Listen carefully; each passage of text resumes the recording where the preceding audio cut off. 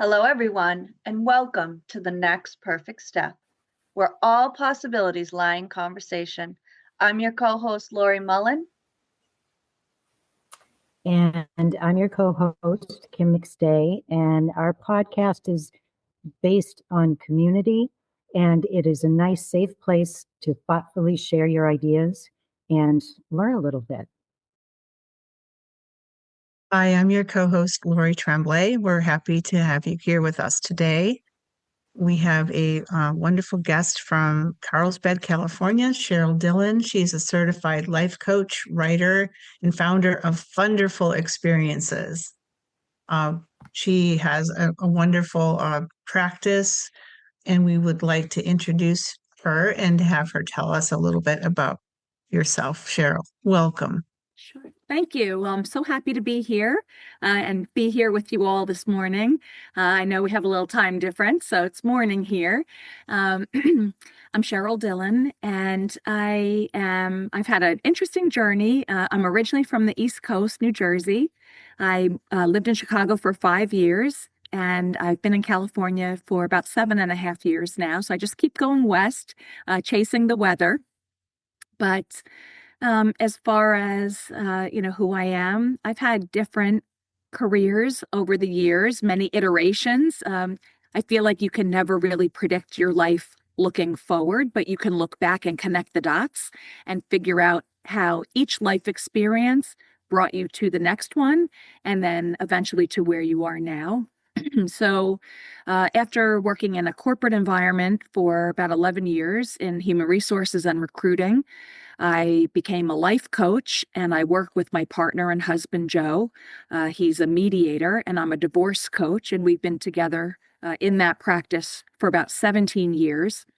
And earlier this year, I went back to school for event planning, added that to my coaching, my life experiences, and really the pull that I feel towards this chapter. And I started Funderful Experiences, which is for women in midlife. And it's really the goal is to help us all have more joy, live life more fully and intentionally on our own terms versus all the expectations that we've probably been trying to, live up to for every day of the life all the way up to here. But now it's like, with however much time is left, how do we want to spend it? What do we want that chapter to look like? And it's really intentional. So I'm doing this for my own journey, and I've talked to so many other women who are really resonating and looking for the same thing. And so it's all about what's next. We know we want to have more fun. We know we want to really live every day to the fullest, have a lot of meaning, and make every day very intentional. That's wonderful. And I can so relate. When I started this journey, it was really because I felt lost. I knew who I was as far as who I was as a mother or who I was as a daughter, but I really didn't know who I was. I didn't even know Yeah. what I found fun anymore. I knew what, family fun looked like, but I didn't really know how to play. I didn't know what I wanted. And I think it's so important when you get to a certain point in your life, midlife, where you've been all these things and you're so rushed to do everything you're trying to get done in a day that you don't even have time to stop and say, you know, did I laugh today? What makes Yeah. me laugh anymore, right? Like that free spirit as a child, right? How can you bring that in when you're so busy trying to do everything for everyone else? And to know that it's Yes. so important for you to have that as well as everybody else that you love in your life. Yes. And, that's really it's a whole bunch of important points that you just made, Lori. And I can resonate with that. And many of my Connected Hearts membership, our members, can resonate with that because part of it is when you're younger, you don't have as many responsibilities, and you still probably were conditioned to meet other people's expectations, starting with your parents. And some of those things have stayed with you in life. as life goes on, you continue to accumulate more responsibilities, more expectations. We're all doing all the things that we believe we're supposed to do. Go to a good college, get a good job, meet a good partner, have children, dot, dot, dot, climb the ladder at work, all these things. And many of us, we just do it on autopilot and don't really give it the time of day to, slow everything down and think about, is this aligned with who I am? Is this aligned with what I want? We're just living on autopilot. And at the same time, with all those responsibilities and expectations, there's really no fun in there. And so, because it's a lot of, I have to do this or I should do this, and those things are disempowering, right? We don't feel like we're choosing. We feel like we have no choice. We have an obligation. So fun kind of slips down the list. I don't think everybody gets to a place where they're even reflective about how they're living their life. But for many of us, we have, and we're there now. And it's not like any of those other years were not wonderful or not important. There probably were many good things that came from that. Children, maybe great marriage or great memories, good family trips, whatever are the things. But now is the time to start, I think, thinking about how much longer we have on the planet. And it's like, if we don't do some of the things we've always wanted to do, or even take the time to figure out what those things are, if not now, then when? Because time just keeps marching on.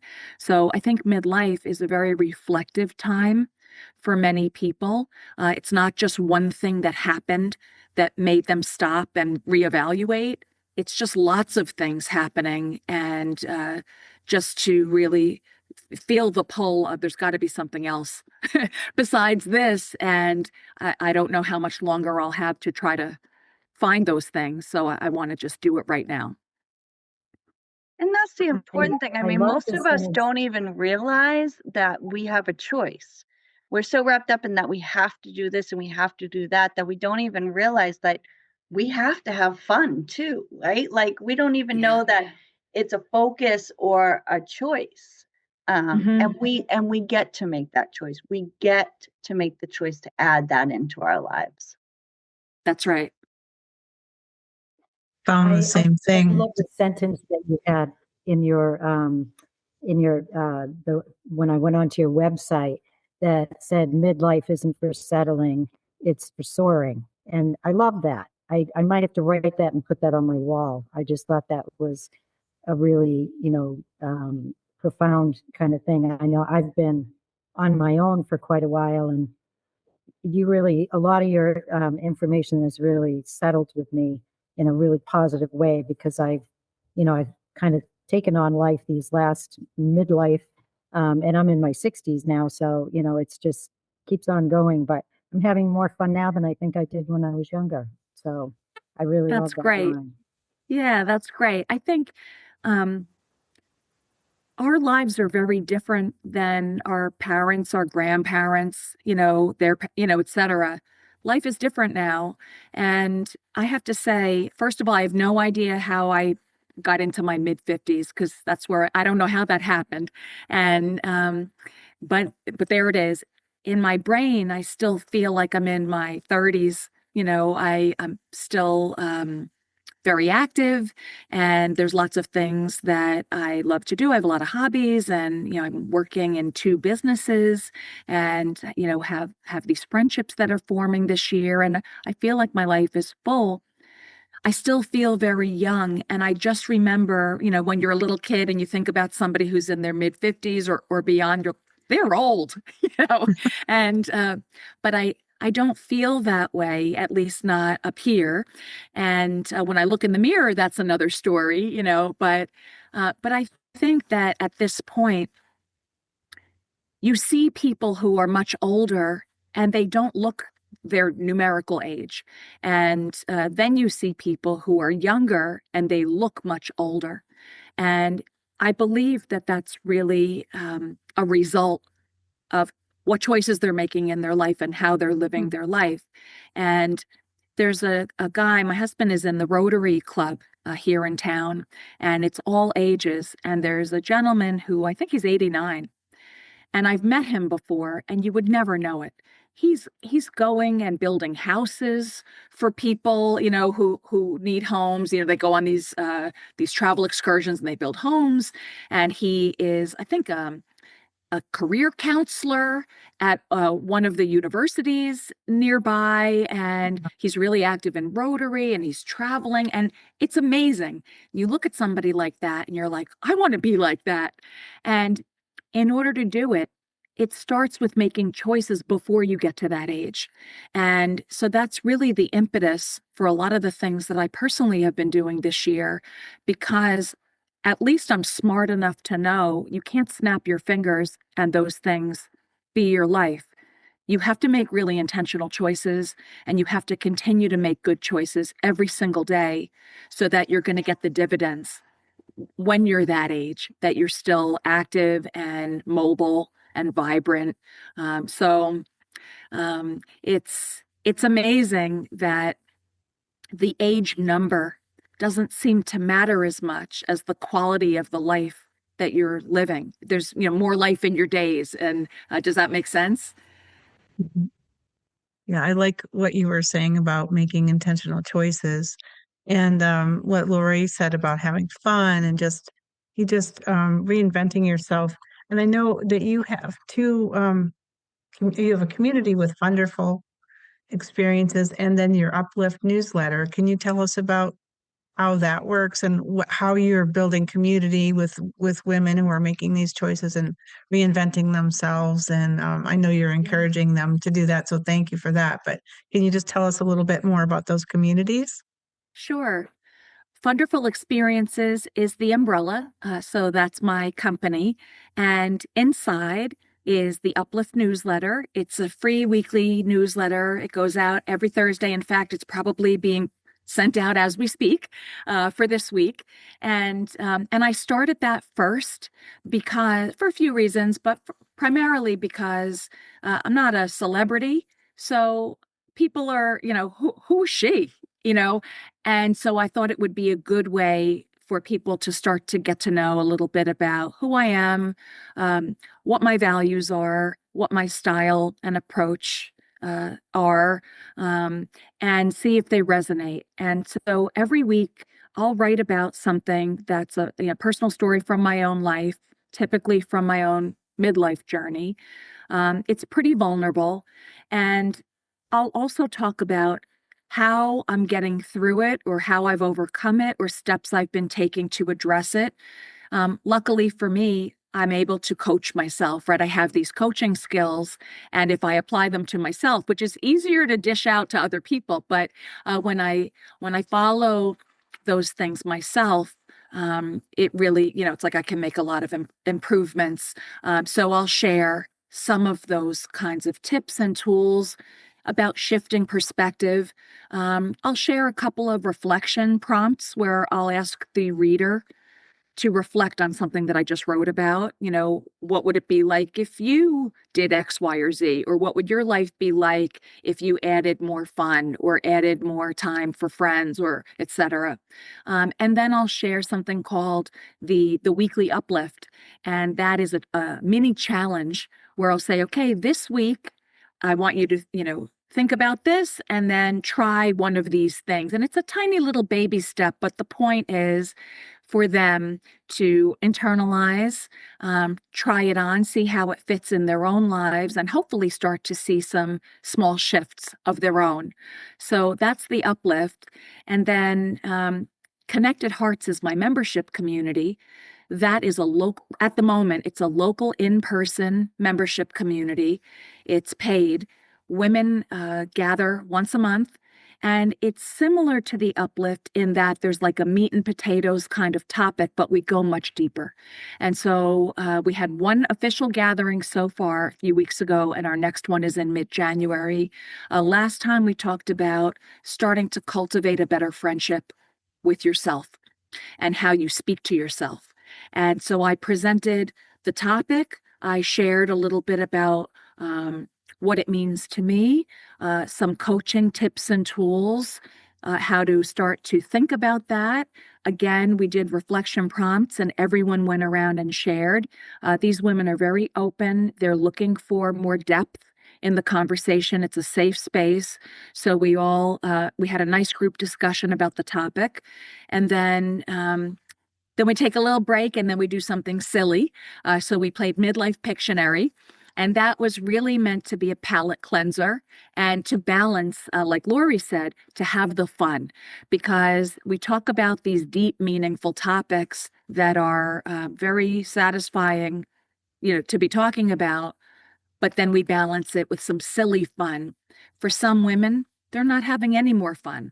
So it's a wonderful way to bond, have some laughs, and then we'll have I guess, ritual, but it's light. It's not anything churchy, or it's not like a yoga group. It's really just more some things that we say to make an intention for the rest of the month so that we can carry this energy, into the rest of our daily lives. So it's still forming and growing. I'm excited about it, though. I had a big smile on my face for about, a week afterwards, just thinking about how wonderful it was to be in person and to be sharing the space, sharing the energy, learning about these other wonderful women who are on their own journeys, but we have many similarities in terms of what we're looking for. And so it was really, really nice to be together.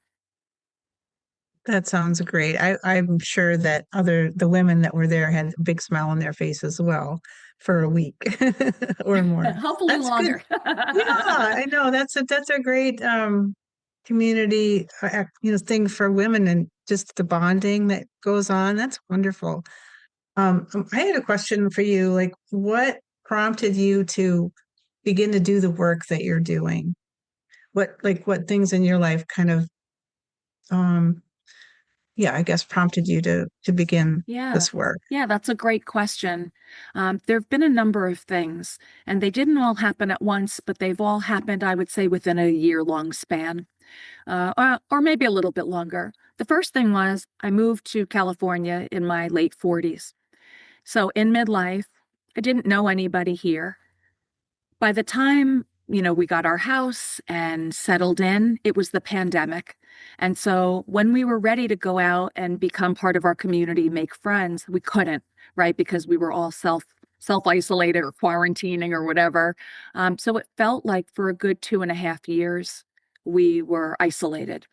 And then even when things started to lift and you could interact again, I don't know if you can relate to this, but for me, it's like a body at rest stays at rest. To get the energy to get out of my sweatpants and take a shower and, go out and interact with people was actually really hard. I just didn't have the motivation. Even though I wanted to be with people, I didn't have the motivation to actually take the steps and do it. So that was happening. So I felt like I was really missing community. I was really missing friends. Luckily, my husband is my best friend, but I wanted to make some women friends. And so I felt pretty alone. Earlier this year, I went to visit a family member for their 80th birthday, and I hadn't seen them in a couple of years. And I noticed this time they were in their chair, playing video games, watching a lot of television. They have some health issues, some mobility issues, and they just they didn't look the same to me from what I remembered. And so that was like, oh, this was a jolt.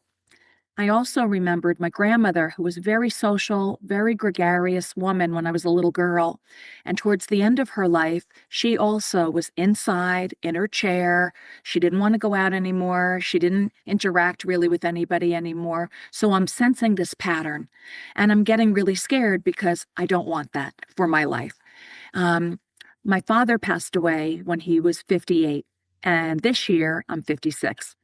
So that's kind of on my mind. So all these things are on my mind, and I don't want that. I want this. I don't know how to get it, but if I keep sitting around, nothing's going to happen that's different. And so I really had to start questioning myself, not blaming anybody else for why my life was a certain way. I took responsibility and said, okay, well, If I want friends, I have to take consistent, repeatable steps to go out and meet people and cultivate those relationships. If I want community, I have to get involved in my community. And if I want to be active as I get older, now's the time to make that foundation. And so that was really the impetus for all the work I'm doing this year by going back to school and getting the event planning certificate, get some new skills, keep my brain active. I am now very involved in my community. I joined a local women's club. It's a service organization. I do that. I actually was appointed to our city's senior commission. So that was interesting. So I've been doing that. I volunteer at our local senior center once a month. And I'm doing that. A lot of things I'm really enjoying. I'm loving just being part of where I live. And then what was left was making some good friends. And that was really where Funderful came in, because some of the people I know, they have the friends they go to sports games with, or the friends they go to a concert with, or friends that they go out to dinner with, friends that they walk with or go to coffee with. They're different people. For me, I've always been the kind of person that appreciates more depth in the friendship. I want to be able to go to the sports game and the concert and the coffee and be silly and have a deep, meaningful conversation with the same person. And so, whereas I've noticed out in my community, there are hiking groups, there are people who like to just go have coffee or brunch. There's people who have an affinity, a book club, things that they have in common. But for me, it was a little bit too surface for what I was really seeking. I couldn't find anything, and so I created it. And that's really where Connected Hearts came from, is the desire to build a community of women where the depth was there, the friendship, the support, no competition, no cliques, where we really all were, there for each other, showing up for each other, and that we could also have fun and be silly. I have to commend you for that. So I wrote a book called Living Your Dream Life. And in that book, I talked about just that. If you don't have what you need in your life, taking responsibility for your life and knowing that you can't just sit and wait for somebody else to come and say, oh, you want friends? Here's a bunch of friends for you. Oh, you want this in your life? Here. We're always, waiting for it to happen to us or for somebody else to give it to us. No, you need to create that in your life, right? Yeah. Like there's nothing wrong with your friends that you go to sports games with, or you can still have them. But if you're looking for something more meaningful, it's searching for it. And if you can't find it, creating it. I love that. We're capable of that. You don't have to have a degree. You don't have to be a celebrity. You can create something meaningful that you're looking for in your life. And and you will be amazed how many other people are looking for those same things. And you will be able to create that community. Yeah, and that's a really good point. And again, two things you said really struck me. One is you have to set an intention. So it's, again, you don't snap your fingers and you have it. You set the intention. First, I always say you have to decide what you want, not how you're going to get it. It always starts with the what. What do I want? Then you can work backwards and start to decide what steps to take in order to achieve that goal or whatever it is that you want. So it's worry about the what, not the how. The second thing is you have to put in consistent time, investment of yourself, effort. You have to keep showing up. Sometimes I'll go to a coffee with someone, we have a lovely time, and we say, oh, well, this is a famous, we should do it again. We should do it again real soon. And we all say it. It's such a throwaway. But I'll say, great, get out your calendar. Let's find another date. I truly believe you need to see somebody at least once a month, probably more, in order to be able to start to build a relationship. Because otherwise, every time you see them, you're kind of starting at the beginning, catching up on things. You're not moving forward. You're not creating memories, and you're not really building an any kind of sustainable relationship. And so it's showing up over and over again. It is work, and many of us are stretched for time. But if this is something that's important to you, it would be up to you now to make the time, consistently show up, and also to find other people where they're showing up back, where it's reciprocity, where if you're making all the plans, but they're never asking you, or you get together with them and you're asking them questions, but they're not asking you anything about you, that also is not going to be sustainable, right? And it's maybe not a relationship that you want to invest in. So you kind of have to sort of kiss a lot of frogs before you find the gems, the people who are like you, invested, and not to give up if you don't find it right away. It's a numbers game. Don't get discouraged, because it's easy to do that. Well, I tried and I didn't find anything, and then you give up. It takes a lot of courage for you to work through whatever your feelings are of rejection and disappointment, to just get back up and do it again. Keep going back out there, because if you do, you will achieve what it is you're after. You will get what you want. And you're playing an active role in doing that and making that happen.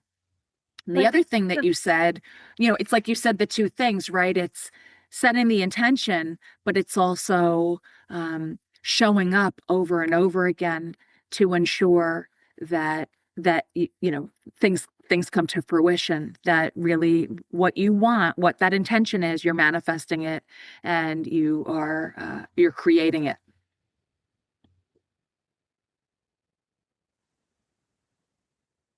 Yeah, so I think that what you said is perfect. It's not you haven't made a mistake or done anything wrong when you show up and somebody isn't showing up for you. You've learned something, right? So it's in those, you said earlier about baby steps. I am a person who thinks that baby steps, that there's so much power in baby steps, even more than the big step. I think when you do the small little baby steps, you're creating a foundation. You're integrating it into your life to make it a reality. But I find that even like when you're learning what community you do want, you're going to go to a bunch of communities where you've learned something. Well, I don't want this. Well, I really liked this about that. Maybe this wasn't the community I wanted, but I liked this part of it. So you're actually building and taking on all this information to create. So when you decide what you want, you may not fully realize all that you want within that desire. Right. So when you're exploring all of the different groups or communities, you're learning and you're building that to really get what you truly want, to create what you truly want. That's so right. It's never a mistake. It's never a waste of time. Agreed. So it's like everything is an opportunity, right? You're building that information to really pinpoint, be specific about really what you do want within that desire. Everything's an opportunity. There's no mistakes. If you're learning, or like you said, even if all you're learning is, I don't like that, but it was an experience. And just by being out there, and you never know, maybe you go to a group and the group in general, the vibe doesn't resonate with you, but you meet one person and you have a good conversation, and you go to lunch with that person, and they actually wind up becoming one of your really close friends. So you never really know where you might find your people, unless you just keep trying things, right? I remember moving here to and this at the same time around COVID in New Hampshire. I didn't know anybody, and I wrote down specifically I'd want to meet my tribe, and I didn't know anybody. But we always talk about on this show is that what you said about letting go of the how. You've got your intention, and you let go of the how. and we just allow the next perfect step to happen. And you follow your intuition as far as taking those baby steps, right? You just like listen to what's going on. And then you also had mentioned about, you can see in hindsight, um, the things that unfold that you never expected. And over, a few years, those kind of things happened, and I did find my tribe, which included these lovely ladies here today. But it was amazing. It's amazing how things unfold, and you let go of the how. You don't know how it's going to happen, but it does. It That's does. right. And it's Yeah. and you, yeah. And, something else, I feel like, this year more than any other year, I've been really intentional about just being myself. To go along with these expectations that we were talking about earlier, I always felt like you needed to look a certain way or carry yourself a certain way or have certain material things so that you looked like you had things together in your life, and or that these are the things that society rewards, beauty and youth and whatever. You interact with a lot of people in the world, and if you're being yourself, not everyone's going to like you. But that's okay, because if you like you, if you are your own best friend, if you feel comfortable in your own skin, you're not pretending to be somebody else. And it is terrifying to show up as you, because you are definitely opening yourself up to rejection, judgment, criticism, right? Being cast out, you don't fit in. And that brings up a lot of scary things for people, myself included. Like, why would I ever do that? But I've just decided to embrace it, because what I think there's some saying, it's like, just be yourself because everybody else is taken. You know, be yourself. Your people will be magnetized to you. You will be putting out energy that is attracting back your people.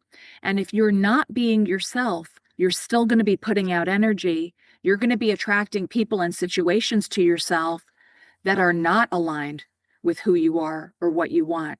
So even though it might be scary to just be you, I found trying these baby steps, because it all was happening with baby steps, and it's a work in progress. Every day I have to think about that. Just be you, don't start to get anxious about, looking at everybody else and what they have, and just, stay grounded, love yourself, be kind to yourself.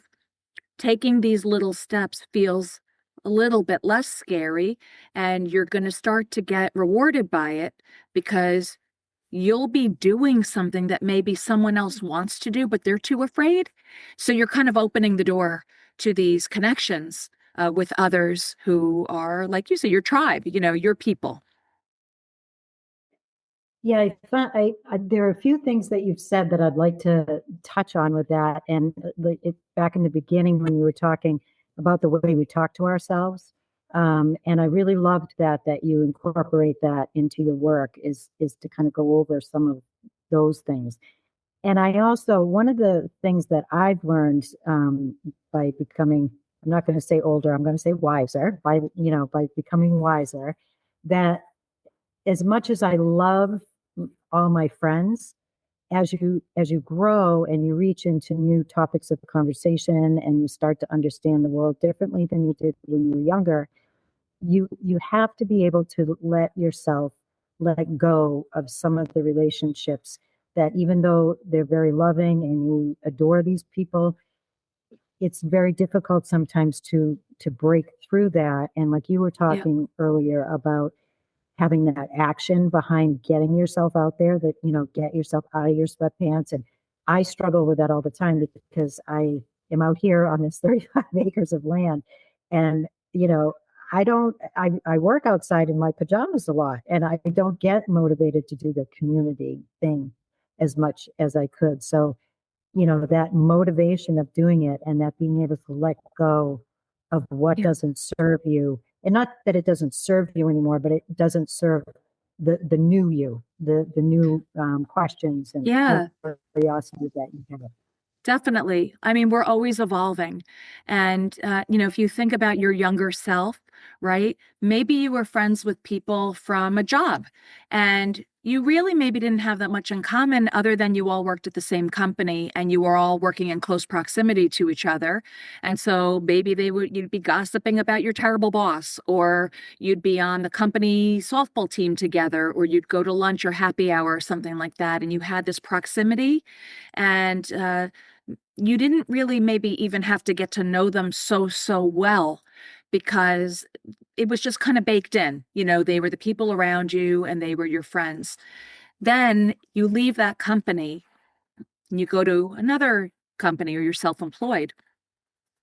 For most people, those relationships fall away because there wasn't anything else to sustain it other than the familiarity. Or maybe if all you did was gossip with that coworker, and you don't care anymore about what's going on at that company, you're not going to be able to sustain that relationship, nor will you want to. And then in college, right, you get different group of friends and things change. You all move to different places. You get married or you're doing different things in your lives. You don't have some of the same things in common anymore.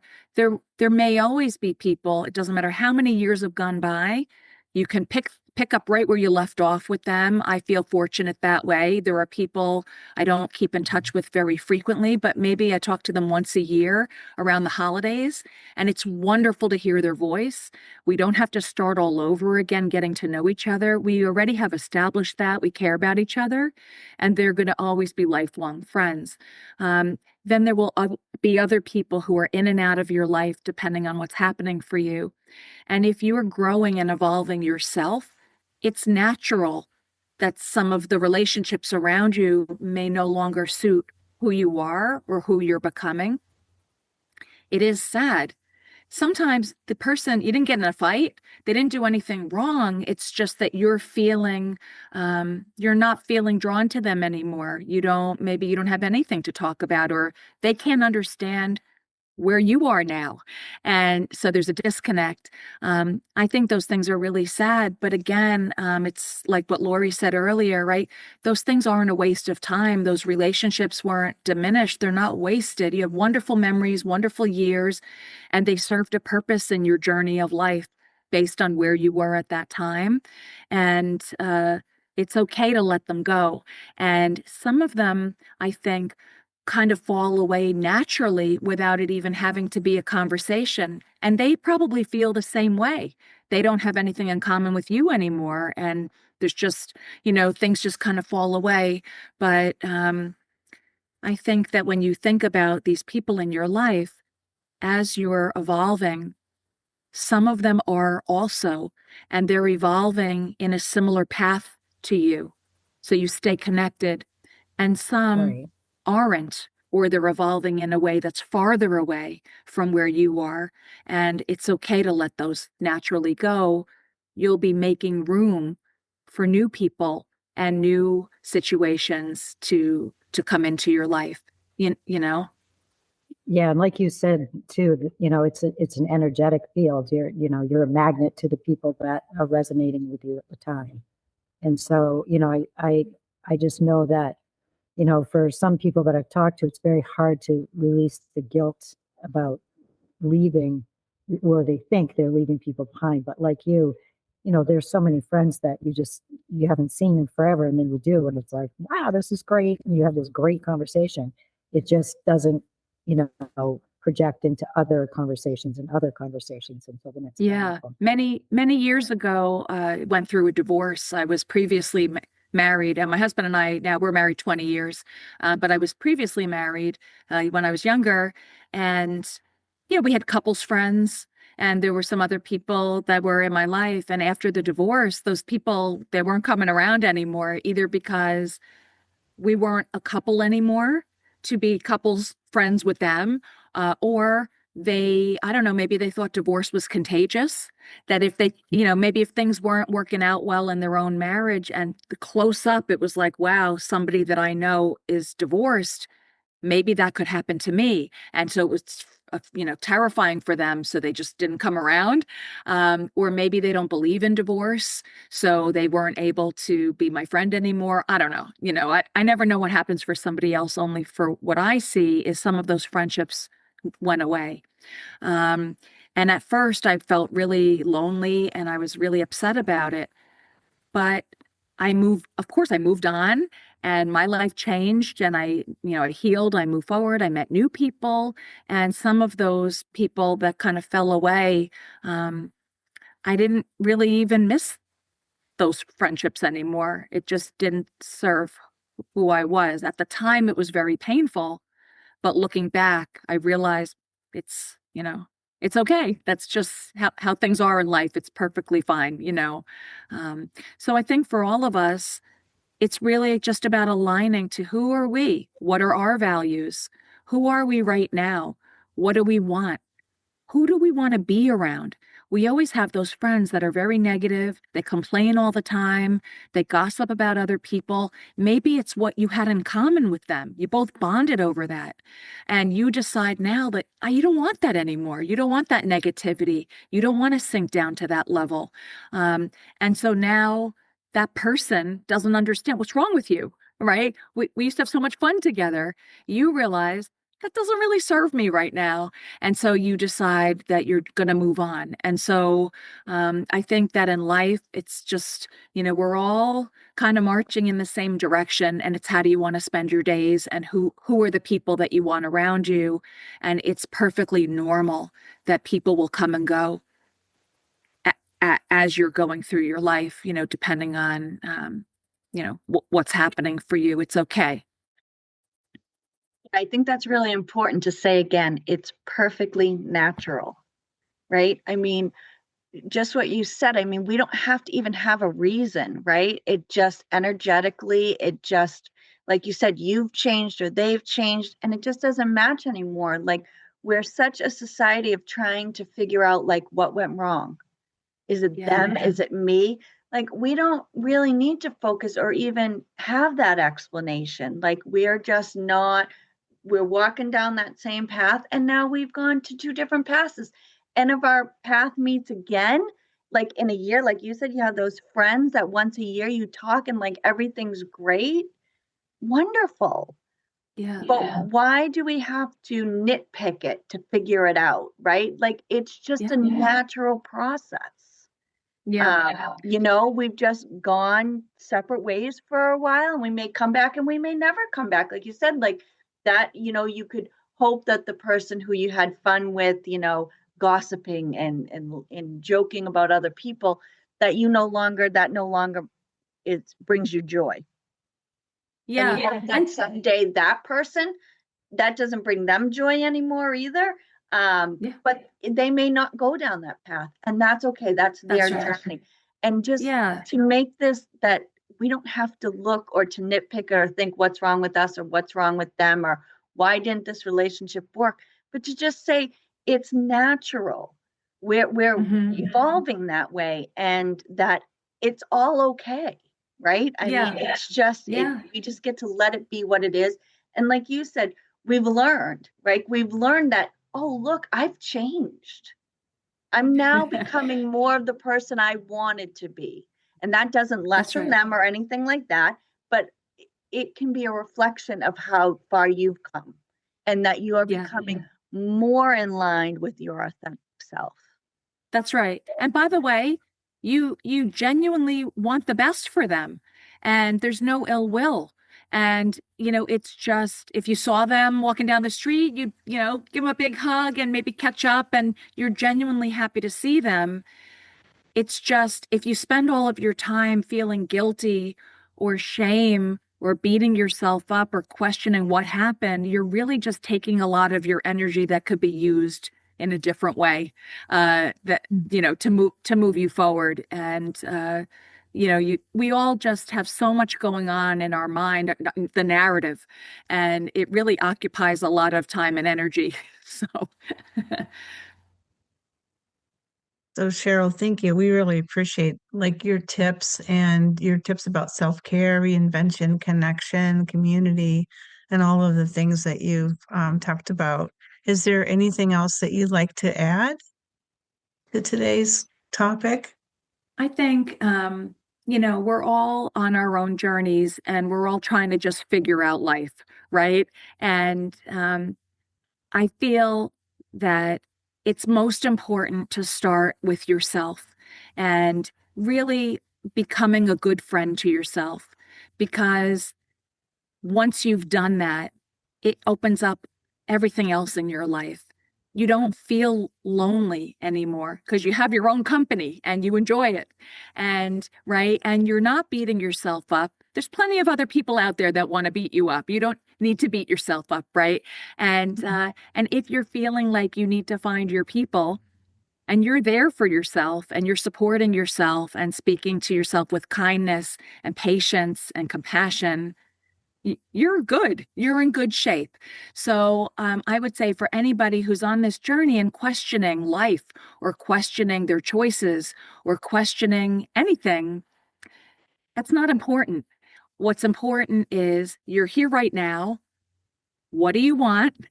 Decide the what, and then then you could start to figure out the how. But I always feel like you're on the right path if the how is beginning with the small steps of self-compassion and learning to really love yourself. And so from there, the people and the situations you'll attract back will mirror that. And that's kind of what we all want. So it's not looking outside for what is missing. It's looking inside first and cultivating it there. That's well said. Thank you. Where can our listeners find out more about you and your work? Oh, yes. Thank you for asking. They can go to my website, funderfulexperiences.com. And if they would like to subscribe to The Uplift, it's free, comes out weekly. There's a big button in the upper right-hand corner of the screen. They can subscribe. And for anyone who is local to North County, San Diego, and is interested in learning more about Connected Hearts, there is a tab there for membership. And they can come as a guest, check it out, see if it resonates. And if so, join us. That's wonderful. And for If everyone, you guys fly out, you can come join us too. Yay! And I suggest everybody sign up for her newsletter because we could all use more positivity in our lives, for sure. Agreed. So if you've liked this episode as much as we have, please like, share, and subscribe. And until next time, how is your intuition leading you to the next perfect step?